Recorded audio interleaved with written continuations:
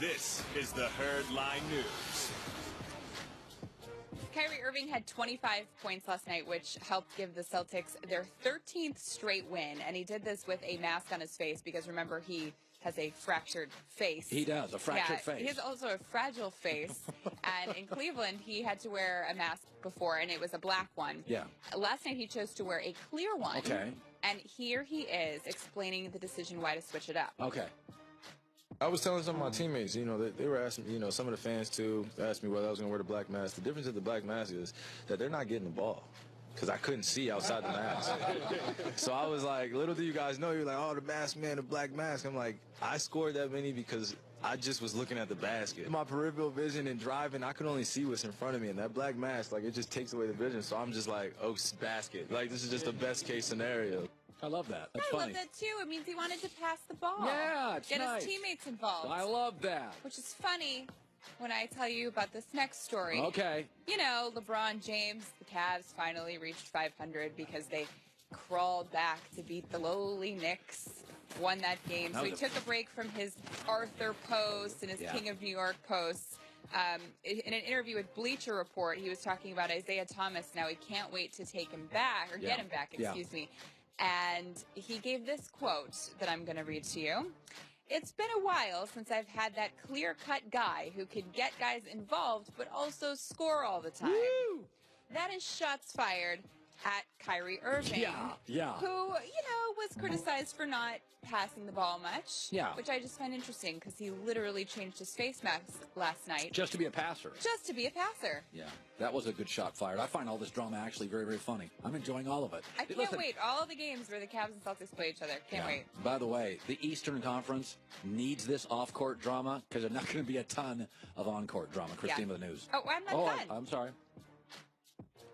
Finally, you mentioned this, that the UCLA players that were accused of shoplifting got to come back to LA. By the way, I think that is a lot of punishment right there, what they're having to do at the airport. Yeah. And all those cameras around them, that's pretty humiliating. Oh, yeah. Which hopefully will send them a message. But the other part to the story is that the charges have been dropped. Just dropped. So they will face no punishment whatsoever, at least from a legal standpoint. And apparently President Trump had something to do with that. I have to disagree with you, though. I don't think it should be only LiAngelo who is suspended. How can you just suspend one kid? They literally robbed 3 high-end stores with security cameras. No, I'd suspend all of them maybe for a game. I'm sorry, excuse me, expel. Oh, no, I have no problem expelling just one of them. Oh, no, I want all 3. Why just one? Because the other kids made a mistake. One kid is part of a circus that Under Armour's not happy with, my boosters aren't happy with. Listen, like I said before. Wait, so because of his dad? Absolutely. That's part of the circus thing. But, I mean, if we're talking about because of his dad, then that has to apply across the table here. But also, why are you punishing the kid for something his dad did? Well, we do that in life all the time. Right, but let's look at the crime he did. It's the exact same as the other 2 players. And our court system judges make subjective decisions all the time and punish differently for the same crime. You're just going to have a hard time, and I forget who was that mentioned this, I think yesterday.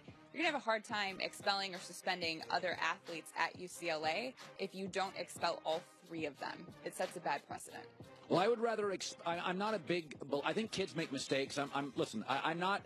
What I'm saying is mistakes happen, and I am not one of these. I mean, my kids, I always tell my kids, you're going to make a billion mistakes. Try not to make them twice. Never make them 3 times.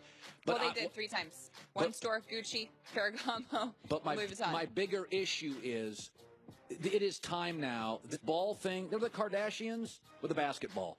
I don't want any part of this. So I would just say, you know what? Are we going to stop talking about Lonzo By the way, if this LiAngelo kid was not on this trip, there's nobody at LAX last night. Donald Trump, this ball, listen, you reap what you sow, and if you want to drive a Maserati because of the baller brand, great. But the bad news is when you get in trouble, you're going to get in more trouble than other people. And I'd bounce the Ball family out of the university. I would have no. I mean, listen, I'd have no problem doing it at all. I don't want anything to do with this as an professional sports, different ball game. College sports, campus, international university incident, bang out. Well, I've always been for, he's a kid. And he doesn't get to control his dad. So I don't want to punish him just for something that his dad's doing. Once you're a professional, that changes. Then you're an adult. You have to make decisions for yourself. So I do think he needs to be punished, but it's the same across the board. Christine with the news. Well, that's the news. And thanks for stopping by. The Herd Line Doug News. Gottlieb joining us. Let's bring him on Fox Sports Radio. This is Duggar. This is